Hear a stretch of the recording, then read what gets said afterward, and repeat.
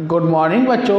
आज मैं आपको क्लास 6 चैप्टर 5 एक्सरसाइज 5.1 और पार्ट 1 यहाँ से आपका चैप्टर 5 शुरू हो रहा है। इससे पिछली वीडियो में मैंने आपको चैप्टर 4 तक कराया है, वो कंप्लीट हो गई है। अब यहाँ से आपका चैप्टर 5 शुरू हो रहा है।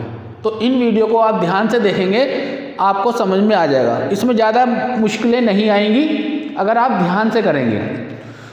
तो पहले वाले जो है, आपको सिर्फ लेंथ को नाप के चेक करके लिखना होता है कि ये लेंथ कितनी है, कितनी सेंटीमीटर है, कितने मीटर है। सिर्फ आपको इसी की नॉलेज इस चैप्टर में देखनी है। अब क्वेश्चन नंबर 1 है, what is the disadvantage in comparing line segment by more observation.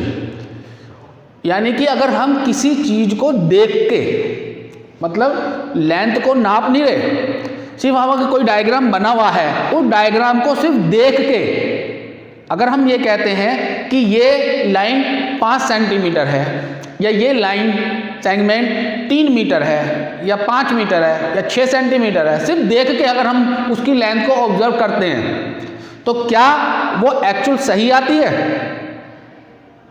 नहीं। जो देख के होता है उसमें हमें डाउटफुल रहता है। तो इसमें आपको सिर्फ यही बता रहे हैं, लेकिन इसका आंसर कैसे लिखेंगे? तो answer 1, there may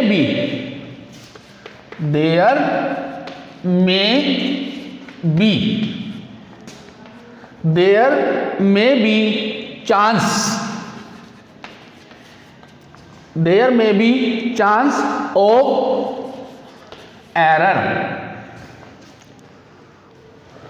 error due to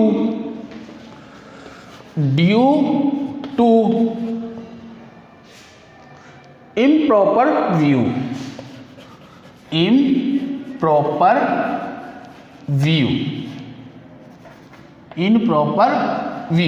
यानी there may be chance of error due to improper view. यानी कि देखते हुए, अगर हम किसी को देख के आंसर को बताते हैं, देखकर हम बताते हैं, तो उसमें एरर के चांस हो सकते हैं। वो नहीं, एक्चुअल सही नहीं होता। देखकर अगर हम किसी चीज को बताते हैं तो वो एरर भी हो सकती है। क्लियर है?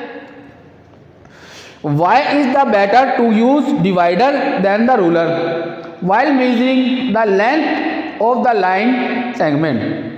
कि डिवाइडर की अपेक्षा रूलर में लाइन सेगमेंट को चेक करना क्यों बेटर होता है? क्यों होता है? तो it is better to use, answer 2, it is, ध्यान से देखते रहेंगे, it is better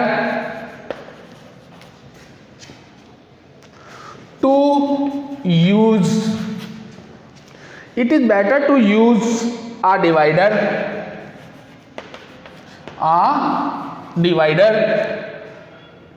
than a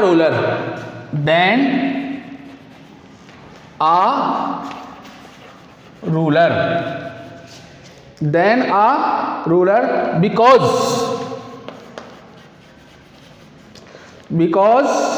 the thickness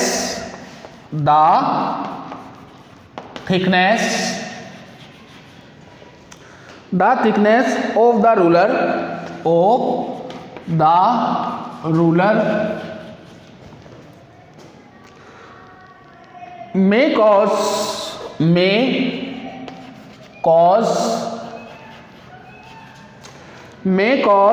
difficulties in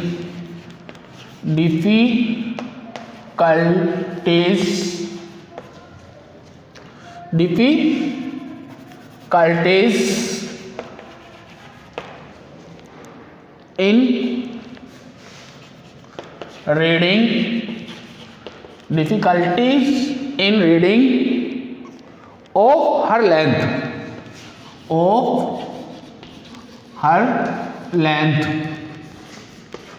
clear है? of her length. However, divider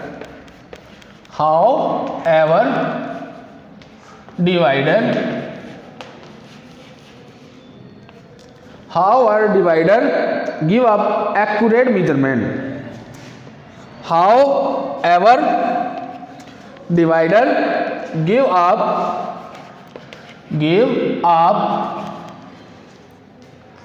accurate measurement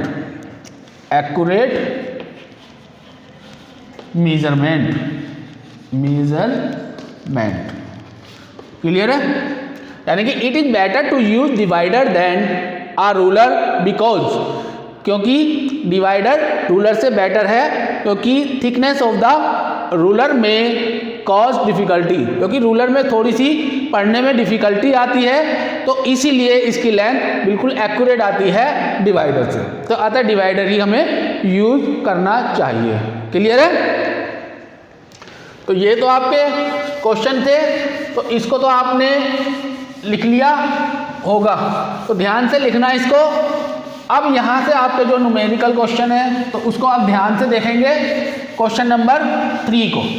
अब क्वेश्चन नंबर 3, अब यहाँ पर आपको लेंथ को चेक करना होता है कि ये लेंथ कैसे बन रही है, कैसे हो रहा है।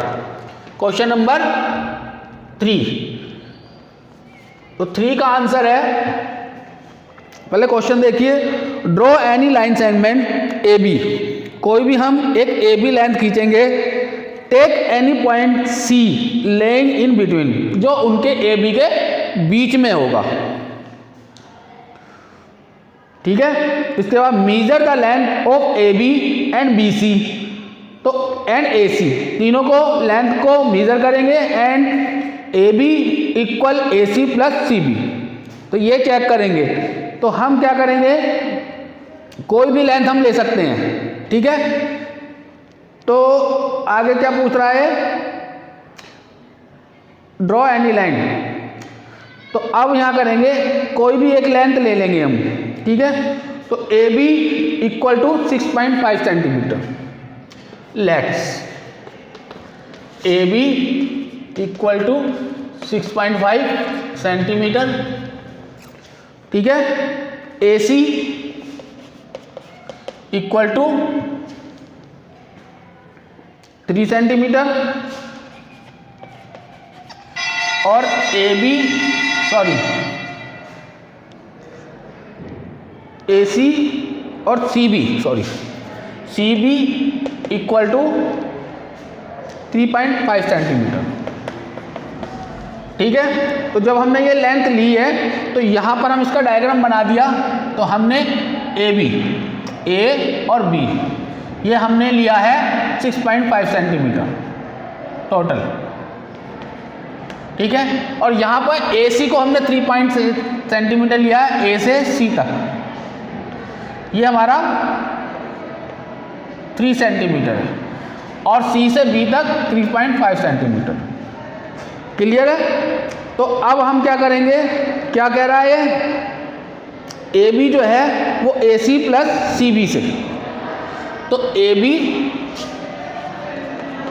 Equal to A C plus C B, यही तो कह रहा है कि क्या ये इक्वल है। तो चेक करेंगे हम, तो ए बी कितना है हमारा 6.5 सेंटीमीटर, और ए सी हमारा है 3 सेंटीमीटर, और सी बी हमारा है 3.5 सेंटीमीटर। तो 6.5 इक्वल टू, इनको प्लस करेंगे 6.5। क्लियर है। तो इस तरह से हम ये करेंगे। तो यस, तो इसको हम लिख देंगे यस। ठीक है।